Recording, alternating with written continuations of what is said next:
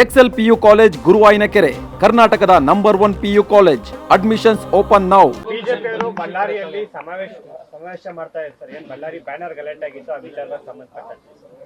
ಹೌದು, ನನಗೂ ಕೂಡ ಅದು ಗಮನದಲ್ಲಿದೆ. ನಾವು ಇಲ್ಲಿವರೆಗೂ ಅವರಿಗೆ ಪರ್ಮಿಷನ್ ಕೊಟ್ಟಿಲ್ಲ. ಸ್ಥಳೀಯ ಪೊಲೀಸರಿಗೆ ಬಿಟ್ಟಿದ್ದೀವಿ. ಸ್ಥಿತಿಗತಿಗಳು ನೋಡಿಕೊಂಡು ನೀವು ಅವರಿಗೆ ಪರ್ಮಿಷನ್ ಕೊಡಬೇಕಾ ಬೇಡವಾ ನೀವೇ ತೀರ್ಮಾನ ಮಾಡಿ ಅಂತೇಳಿ ಡೈರೆಕ್ಷನ್ಸ್ ಕೊಟ್ಟಿದ್ದೀವಿ. ಅವರು ಡಿಸೈಡ್ ಮಾಡ್ತಾರೆ. ಸರ್, ಈಗ ಪರ್ಮಿಷನ್ ಕೊಟ್ಟಿಲ್ಲ ಅಂತಂದ್ರೆ ಒಂದು ವೇಳೆ ಸಮಾವೇಶ ಮಾಡಿದ್ರೆ ಯಾವ ರೀತಿ ಕ್ರಮ ಆಗುತ್ತೆ? ನೋಡೋಣ, ವಿಚಾರ ಮಾಡೋಣ.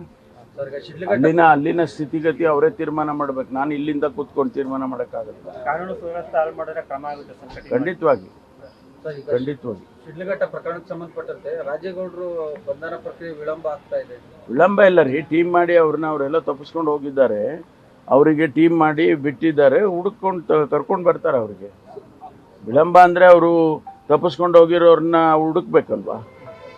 ಅಲ್ಲ ಸರ್, 2-3 ದಿನ ಆಗೋಯ್ತಲ್ಲ ಸರ್. ಏನು ಅದಕ್ಕೇನು ಟೈಮ್ ನಿಗದಿ ಮಾಡಿದ್ದೀರಾ ನೀವು? ನಾವಲ್ಲ ಸರ್. ಮತ್ತೆ ಅವರು ನಾನು JDS ಕೇಳ್ಕೊಂಡು BJP ಕೇಳ್ಕೊಂಡು ನಾವು ಆಡಳಿತ ಮಾಡ್ತಾ ಇಲ್ಲ.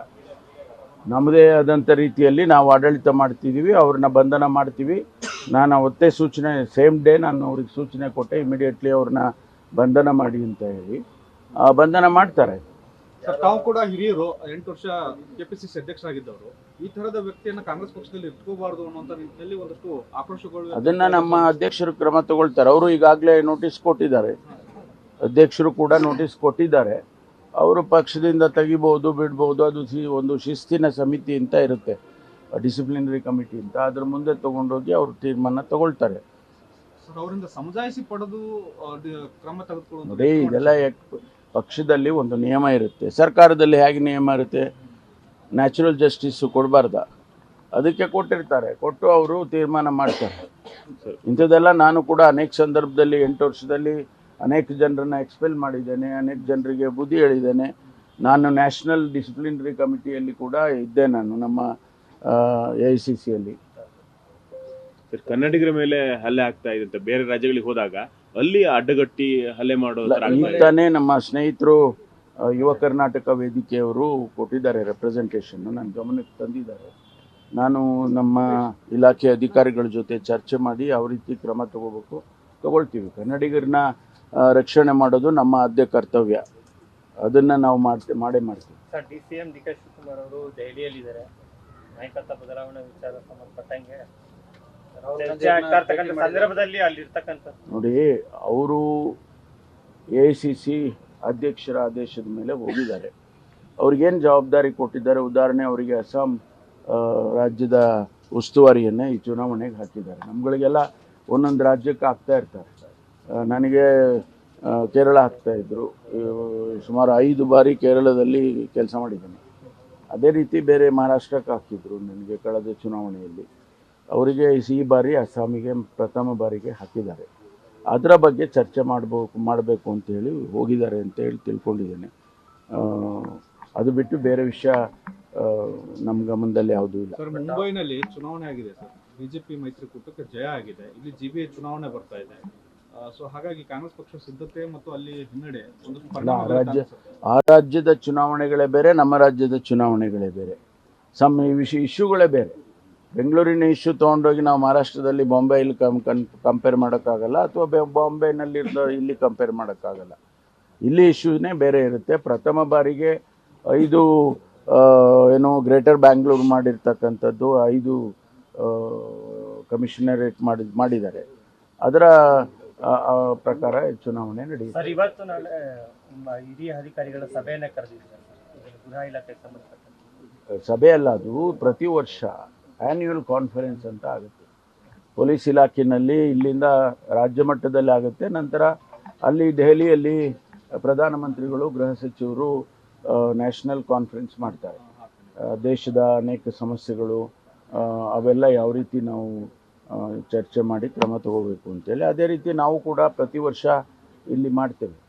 ಏನು ಸಮಸ್ಯೆಗಳಿದೆ, ಯಾವ ರೀತಿ ಹೆದರಿಸಬೇಕು, ಸವಲತ್ತುಗಳು ಕೊಡಬೇಕು, ಟ್ರೈನಿಂಗ್ ಕೊಡಬೇಕು, ಮತ್ತು ಯಾವುದು ಆದ್ಯತೆ ಮೇಲೆ ಮಾಡಬೇಕು. ಉದಾಹರಣೆಗೆ ಈಗ ಸೈಬರ್ ಕ್ರೈಮ್ ಜಾಸ್ತಿ ಆಗ್ತಿದೆ, ಅದೇ ರೀತಿ ಡ್ರಗ್ಸು ದಂಧೆಗಳು ಜಾಸ್ತಿ ಆಗ್ತಾ ಇದೆ. ಇದೆಲ್ಲವನ್ನು ಯಾವ ರೀತಿ ನಿಯಂತ್ರಣ ಮಾಡಬೇಕು ಅನ್ನೋದ್ರ ಬಗ್ಗೆ ಬೇರೆ ಬೇರೆ ಎಕ್ಸ್ಪರ್ಟ್ಸ್ ಎಲ್ಲ ಬರ್ತಾರೆ. ಇವತ್ತು ನಾಳೆ 2 ದಿವಸ ರಾಜ್ಯದ ಮತ್ತು ರಾಷ್ಟ್ರದ ಎಕ್ಸ್ಪರ್ಟ್ಸ್ಗಳು ಕೂಡ ಬರ್ತಾರೆ. ಬೇರೆ ಬೇರೆ ಪೊಲೀಸ್ ಇಲಾಖೆ ಅಲ್ಲದೇ ಇರ್ತಕ್ಕಂಥವರು ಕೂಡ ಎಕ್ಸ್ಪರ್ಟ್ಸ್ ಇರ್ತಾರೆ, ಕ್ರಿಮಿನಾಲಜಿನಲ್ಲಿ ಎಕ್ಸ್ಪರ್ಟ್ಸ್ ಇರ್ತಾರೆ. ಈಗ ಉದಾಹರಣೆಗೆ ನ್ಯಾಷನಲ್ ಲಾ ಸ್ಕೂಲ್ ಇದೆ, ನ್ಯಾಷನಲ್ ಲಾ ಸ್ಕೂಲ್ನಲ್ಲಿ ಕ್ರಿಮಿನಾಲಜಿಗೆ ಹ್ಯಾಂಡಲ್ ಮಾಡೋರು ಇರ್ತಾರೆ, ಪ್ರೊಫೆಸರ್ಗಳು, ಅವರನ್ನು ಕರೆಸ್ತೀವಿ. ಅಥವಾ ಈಗ ಉದಾಹರಣೆ ಸಿ ಬಿ ಐ ಡೈರೆಕ್ಟ್ ಇರ್ತಾರೆ, ಅವರು ಬಂದು ಇಲ್ಲಿ ಲೆಕ್ಚರ್ ಮಾಡ್ತಾರೆ. ಆ ಥರ 2 ದಿವಸ ಕಾನ್ಫರೆನ್ಸ್. ಸರ್ ಭೀಮಣ್ಣ ಖಂಡ್ರೆ ಅವ್ರದ್ದು ತೀರ್ಕೊಂಡಿರ್ತಾರೆ ಹಿರಿಯ ನಾಯಕ. ಭೀಮಣ್ಣ ಖಂಡ್ರೆ ಅವ್ರದ್ದು ಬಹಳ ನಮಗೆಲ್ಲ ನೋವಾಗಿದೆ.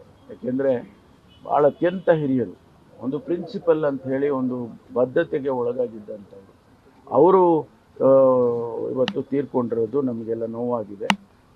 ನಮ್ಮ ಪಕ್ಷದಲ್ಲಿ ಅಂಥ ನಾಯಕರನ್ನೊಬ್ಬರನ್ನ ಕರ್ಕೊಂಡಿರ್ತಕ್ಕಂಥದ್ದು ನಷ್ಟ ಅಂತ ಹೇಳಿ ನಾನು ಹೇಳ್ಬೋದು. ಅವರ ಮಗ ಈಶ್ವರ್ ಖಂಡ್ರೆ ಅವರು ಕೂಡ ನಮ್ಮ ಜೊತೆಯಲ್ಲಿ ಈಗ ಸಚಿವರಿದ್ದಾರೆ. ನಾನು ಭೀಮಣ್ಣ ಖಂಡ್ರೆ ಅವರ ಆತ್ಮಕ್ಕೆ ಶಾಂತಿಯನ್ನು ಕೋರ್ತೇನೆ ಮತ್ತು ಅವರ ನಷ್ಟವನ್ನು ಭರಿಸ್ತಕ್ಕಂಥ ಶಕ್ತಿ ಆ ಕುಟುಂಬಕ್ಕೆ ಕೊಡಲಿ ಅಂತೇಳಿ ಭಗವಂತನಲ್ಲಿ ಪ್ರಾರ್ಥನೆ ಮಾಡ್ತೀನಿ. ನಿನ್ನೆ ರಾಜಣ್ಣ ಅವರ ಮನೆಯಲ್ಲಿ ಔತಣಕೂಟ. ಹೌದು, ಸಹಜವಾಗಿ ಏನು ಚರ್ಚೆಗಳು? ರಾಜಣ್ಣ ಮನೆಯಲ್ಲಿ ನಾನ್ ವೆಜಿಟೇರಿಯನ್ ಊಟ ಆಯ್ತಾ. ಮಾನ್ಯ ಮುಖ್ಯಮಂತ್ರಿಗಳು ಕೂಡ ಅದನ್ನ ಹೇಳಿದರು. ನಾವೆಲ್ಲ ಊಟ ಮಾಡಿಕೊಂಡೇ ಬಂದಿದೆ, ಚೆನ್ನಾಗಿತ್ತು ಊಟ. ಬೇರೇನು ಚರ್ಚೆ ಆಗಿಲ್ಲ. ಊಟ ಚೆನ್ನಾಗಿತ್ತು ಸರ್. ರಾಜಕೀಯ ಚರ್ಚೆಗಳು, ರಾಜಕೀಯ ಚರ್ಚೆ ಯಾವುದು ಆಗಲಿ, ಬರೀ ಊಟದ ಚರ್ಚೆ ಅಷ್ಟೇ. ನೀವು ಮತ್ತೆ ಸಿಎಂ ಏನಾದ್ರು ಸ್ವೀಟ್ ನ್ಯೂಸ್ ಅವ್ರಿಗೆ ಕೊಟ್ರ ಸರ್? ಏನು ಸರ್ ಒತ್ತಾಯ ಕೂಡ ಕೇಳಿ ಬರ್ತಾ ಇದೆ ಅವ್ರ ಅಭಿಮಾನಿಗಳು, ನೀನು ಒತ್ತಾಯ ಮಾಡಿದ್ರು. ನೀವೇ ಮಾಧ್ಯಮ ಸ್ನೇಹಿತರು ಕೇಳಿದ್ರಿ ಮುಖ್ಯಮಂತ್ರಿಗಳಿಗೆ, ಅವರು ಸಿಹಿ ಸುದ್ದಿ ಬಗ್ಗೆ ನಾನು ಯಾವತ್ತೂ ಸಿಹಿನೇ ಕೊಡೋದು ಅವನಿಗೆ ಅಂತ ಹೇಳಿದ್ದಾರೆ.